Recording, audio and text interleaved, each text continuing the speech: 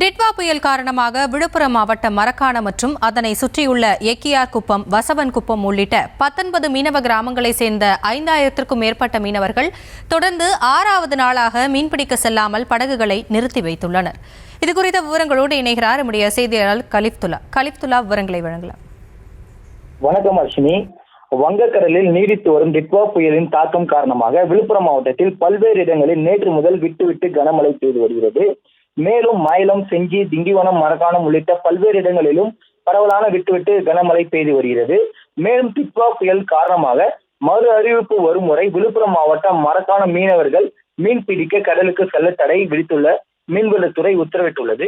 மேலும் இதன் காரணமாக விழுப்புரம் மாவட்டம் மரக்காணத்தைச் சேர்ந்த மீனவர்கள் தொடர்ந்து 6வது நாளாக இன்று மீன் பிடிக்க கடலுக்கு செல்லவில்லை.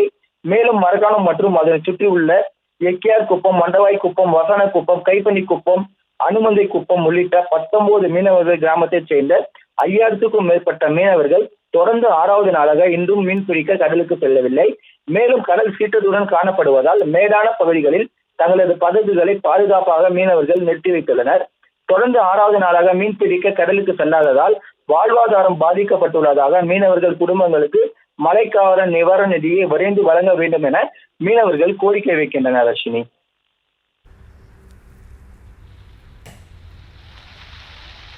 விவரங்களுக்கு நன்றி.